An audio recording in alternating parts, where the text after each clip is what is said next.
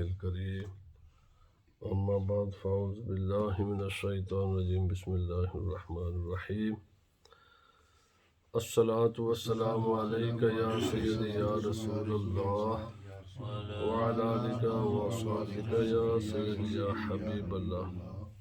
سیرت النبی صلی اللہ علیہ وسلم میں آج کا عنوان گفتگو ہے حرب فجار میں شرکت۔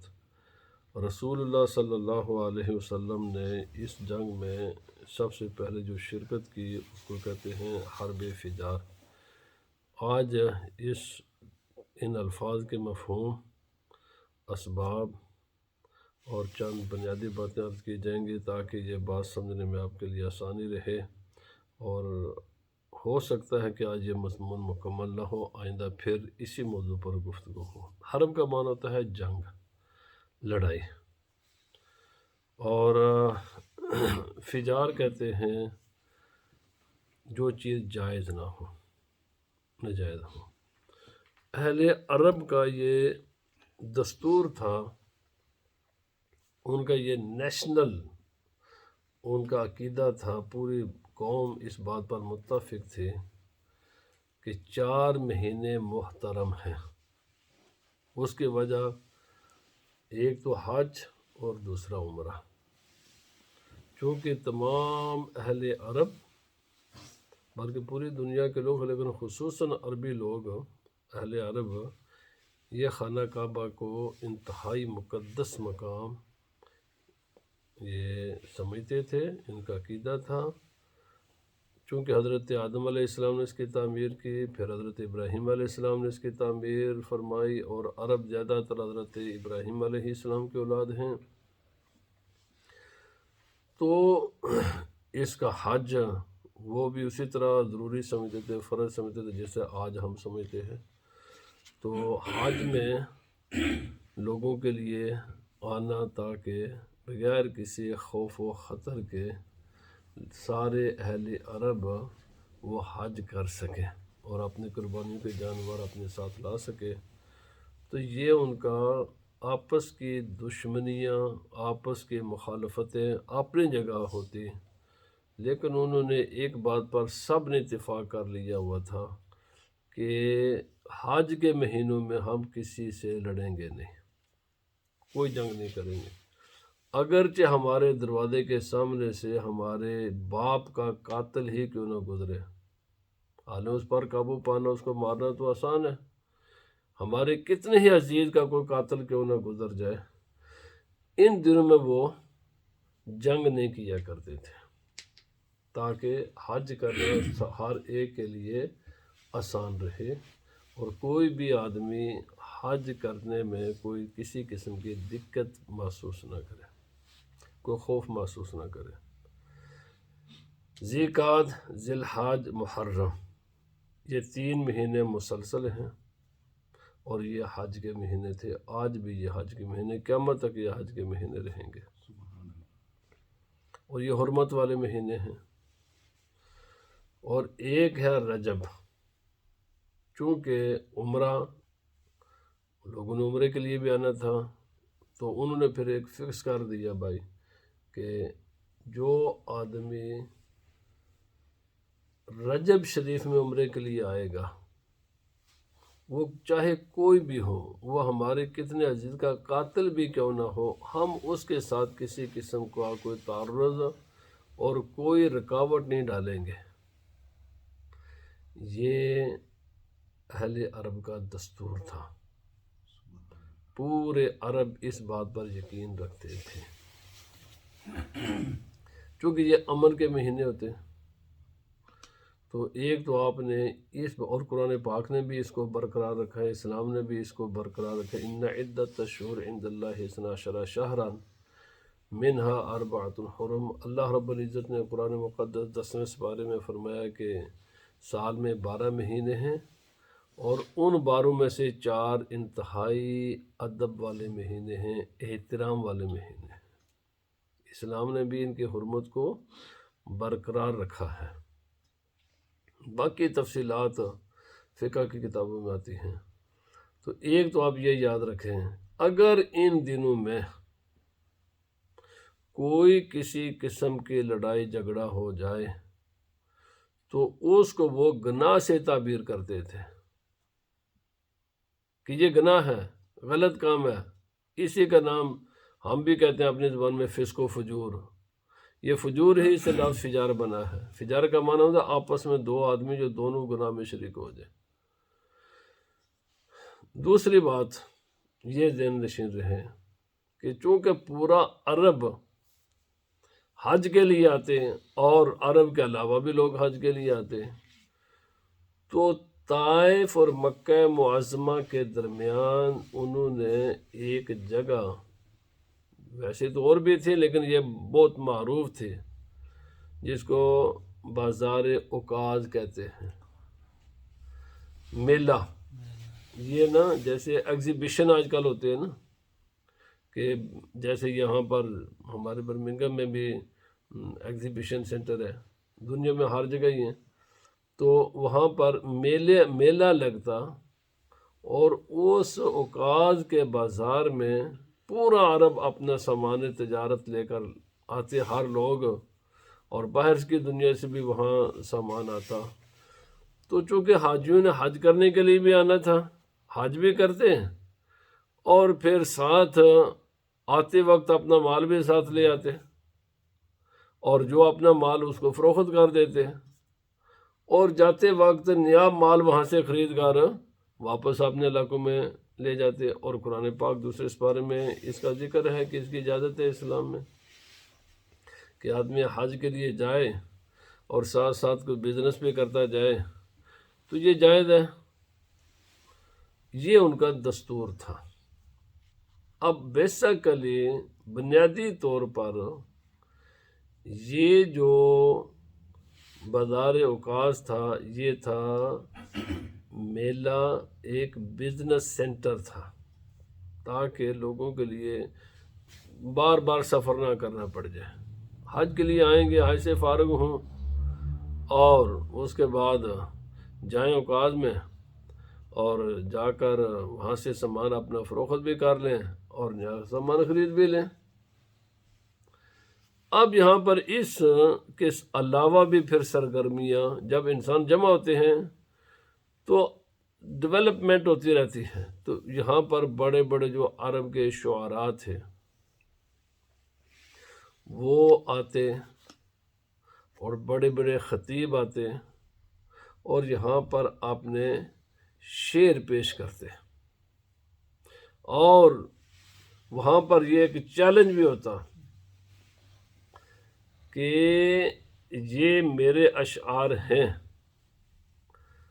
اور جو وہاں پر سب سے بہترین شعر کہے جاتے ہیں، جس پر سب کا اتفاق ہوتا کہ یہ کمال قسم کی شاعری ہے، اس کے اشعار کو خانہ کعبہ پر آ کر لٹکا دیا جاتا کہ لوگ عمرے کے لیے آئیں گے، حج کے لیے آئیں گے اور اس شاعری کو پڑھیں گے. اگر کسی میں قوت ہے، طاقت ہے تو اس سے بہتر شعر لکھ کر لے آئے. اس کو 7 ملاقات کتاب درس نظامی میں پڑھائی بھی جاتی ہے. ان کے کمال وہ، یعنی پورا سال پھر وہ اپنے ذہنی مشق کرتے ہیں اور بہتر سے بہتر جو نا شعر کہنے کی کوشش کرتے ہیں، اور پھر آئندہ سال جب وہ میلہ لگتا ہے اور اس میں شاعر اپنا کلام پیش کرتے ہیں، اگر تو کسی کا کلام گزشتہ سال سے بہتر کلام ہوتا تو پھر اس کے اشعار کو خانہ کعبہ پر لٹکا دیا جاتا اور وہ پہلے والے کا اتار لیا جاتا کہ چونکہ پہلے والے سے بہتر اس کا کلام ہے. اس طرح ان کی عربی زبان بھی بہت زیادہ ڈیولپ ہوئے اور اس نے بڑی ترقی کی. رسول اللہ صلی اللہ علیہ وسلم بھی تبلیغ دین کے لیے ان بازاروں میں جاتے تھے، جا کر اسی موسم میں جا کر لوگوں کو بتاتے کہ کفر، شرک کے خلاف اور بتوں کے خلاف اور جو ان میں جہالت کے خلاف رسول اللہ صلی اللہ علیہ وسلم سے بات کرتے اور انہیں دین کی دعوت دیتے. رسول اللہ صلی اللہ علیہ، اور یہ ایک اچھا وقت ہوتا ہے کہ انسان، چونکہ سب لوگ جمع ہوتے ہیں، ہزاروں لاکھوں کی تعداد میں لوگ آئے ہوتے ہیں، اور بغیر کسی بہت بڑے لوگوں تک پیغام پہنچانا ایک بہت مشکل کام ہوتا ہے، آج بھی دنیا میں ایک مشکل کام ہے۔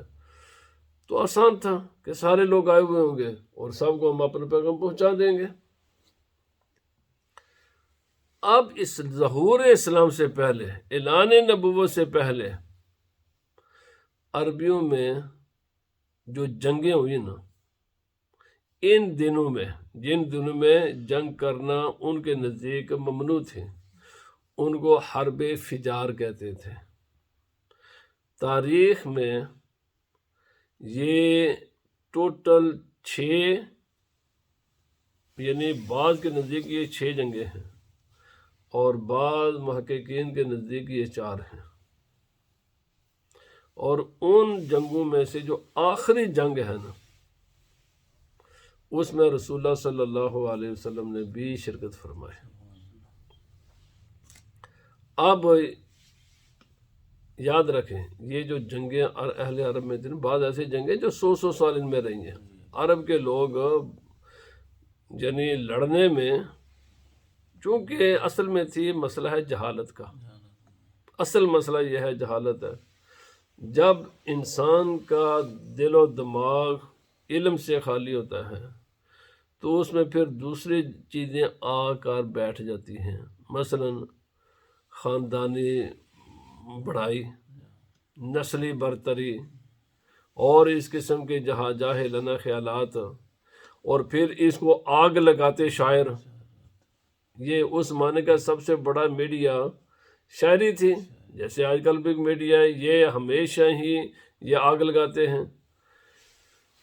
وہ جب ایک قبیلے کا شاعر اپنے قبیلے کی عظمت کو بیان کرتا نا، اور ساتھ ساتھ دوسرے قبیلے کی جو ہے نا اس کو برائی بھی بیان کرتا، عجب بھی اس کی کرتا، تو اس سے دونوں کے جذبات، ایک کے دوسروں میں جو نا یہ غصہ اور نفرت اور انتقام، یہ جذبات ابھرتے، جس سے یعنی دونوں قبائل یا 2 قسم کے لوگ جو آپس میں ایک دوسرے سے متحارب ہوتے، لڑتے، ایک دوسرے کے مخالف ہوتے، وہ تلواریں نکال لیتے اور جنگ ہو جاتی ہے، اور ان جنگوں میں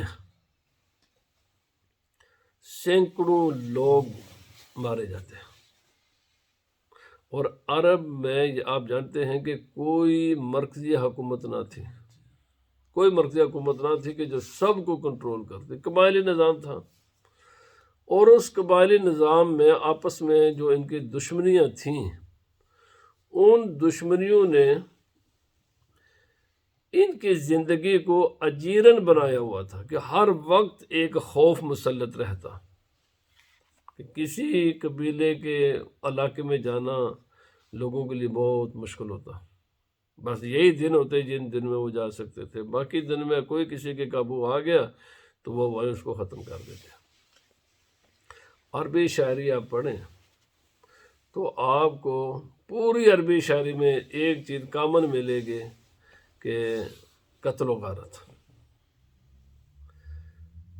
ان تمام جہالت کی جو نتیجے میں جو برائیاں ابھری ہیں وہ اپنی جگہ، لیکن ایک دوسری بات وہ بھی مسلمات میں سے ہے کہ ان خرابیوں کے باوجود اہل عرب میں جرأت، بہادری، سخاوت، مہمان نوازی، انسانی جوہر بھی کمال قسم کے تھے، ایک۔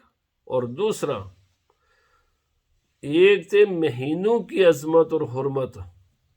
دیکھو یہ ان کے یہ بہت بڑا کمال تھا کہ ان دنوں میں کتنا بھی کوئی دشمن ہو، یا اصول پسندی تھی ان کے، اس کے ساتھ بالکل کسی قسم کو چھیڑ چھاڑ نہیں کرتے تھے۔ دوسرا، سرزمین حرم،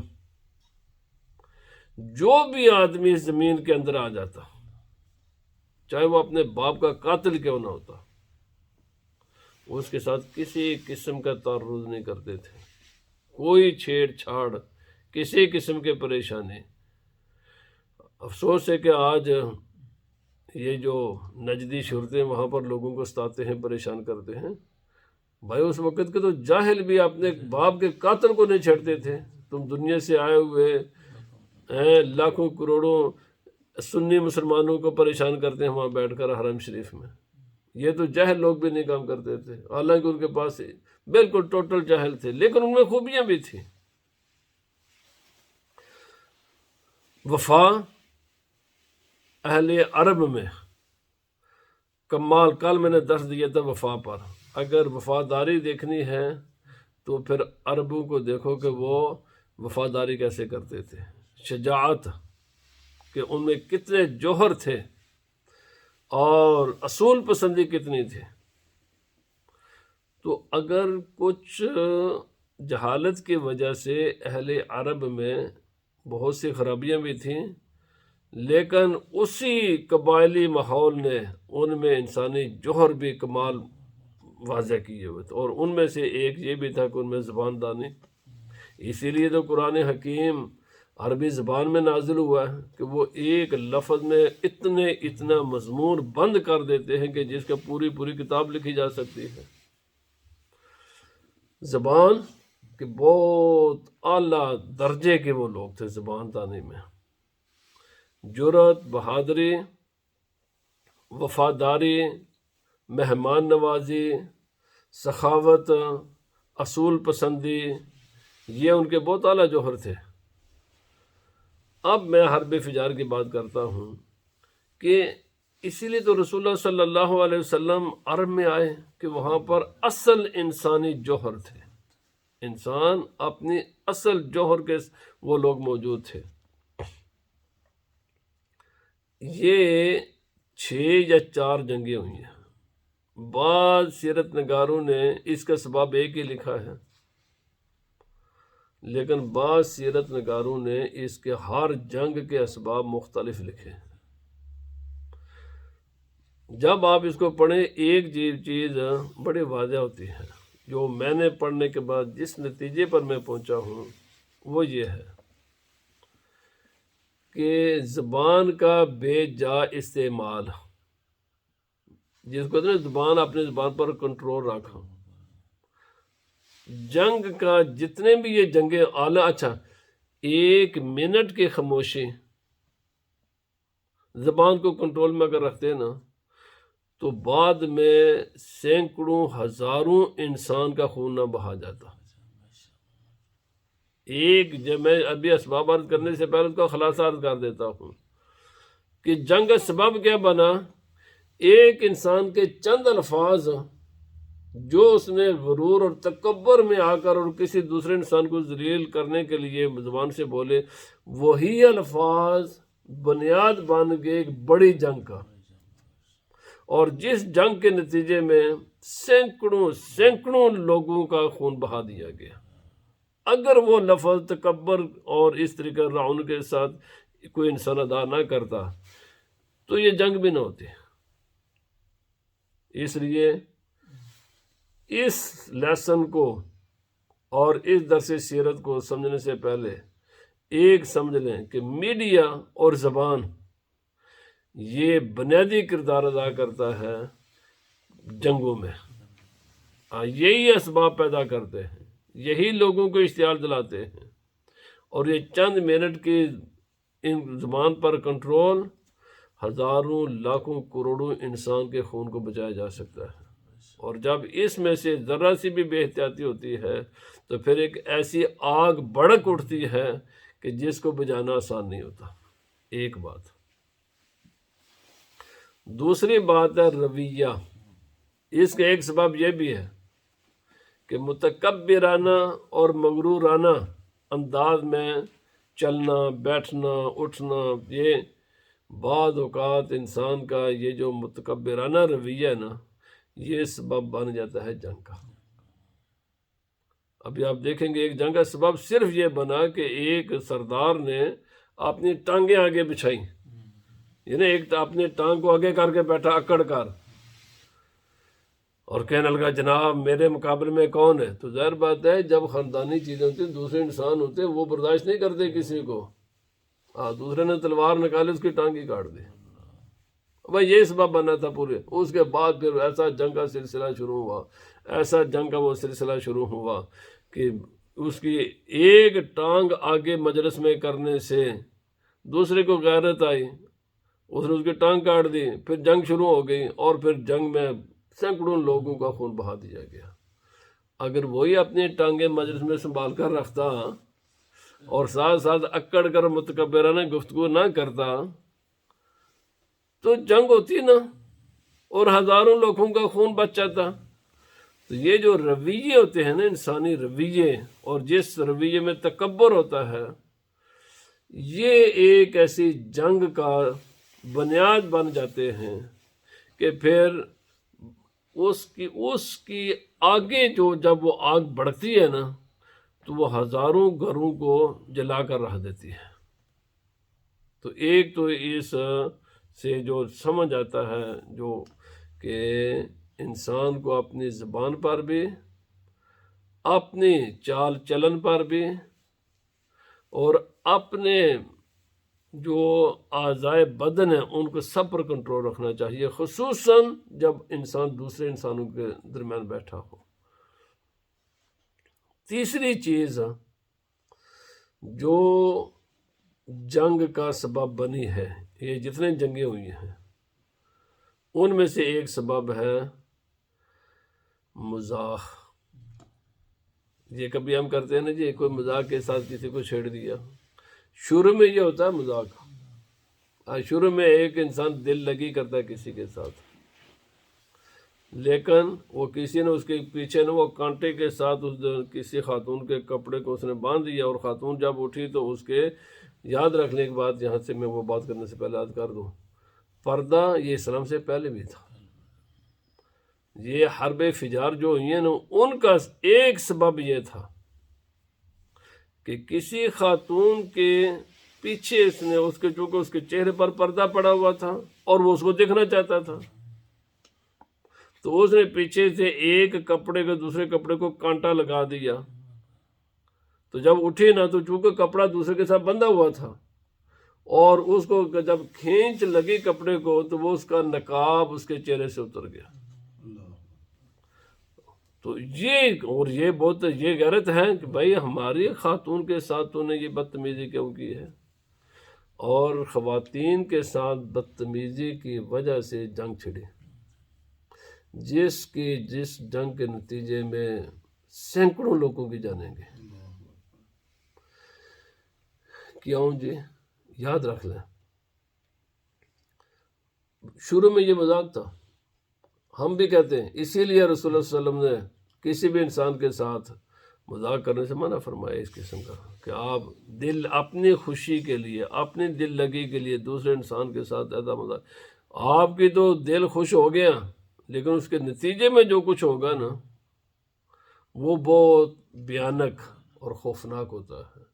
اس نے تو ایک کیا مجلس میں مذاق کسی خاتون کے ساتھ کہ اس کے کپڑے کو دوسرے کپڑے کے درمیان کانٹا لگا کے دیا، اور جب وہ اٹھی تو اس کے چہرے کا نقاب پیچھے ہو گیا. اور اس خاتون کا تعلق جس قبیلے کے ساتھ تھا تو اس نے اس کو اپنی بے عزتی سمجھا، اور پھر اس کے نتیجے میں اس کا جو حشر ہوا، پھر اس کے آگے جو پھر جنگوں کا سلسلہ شروع ہو گیا. اور اسی میں سے ایک سبب یہ جو آخری جنگ ہے جس میں نبی پاک صلی اللہ علیہ وسلم نے بھی شرکت فرمائی، اس کا سبب ایک یہ تھا، زبان بھی تھا اس کا سبب، اور غداری، اپنے ساتھی کے ساتھ غداری. بھائی جب آپ میں نے کل بھی عرض کر دیا، جب آپ کسی گھر میں رہیں، کسی ادارے میں رہیں، کسی سفر پر ہوں، کہیں بھی ہوں، غداری یہ ناقابل قبول ہے. آپ کو کوئی گھر پسند نہیں ہے، اس گھر کو چھوڑ دو. کوئی مجلس پسند نہیں ہے، اس مجلس سے خود نکل جاؤ. کوئی بھی مسئلہ ہے آپ وہاں سے الگ ہو جاؤ، لیکن اپنے ساتھیوں کے ساتھ غداری نہ کرو. ایک اور دوسرا، یہ جنگ کا سبب اسلام قصاص ہے. 2 خون، نبی پاک صلی اللہ علیہ وسلم نے فرمایا باقی معاملات میں انسانوں میں اونچ نیچ ہوتی رہے گی.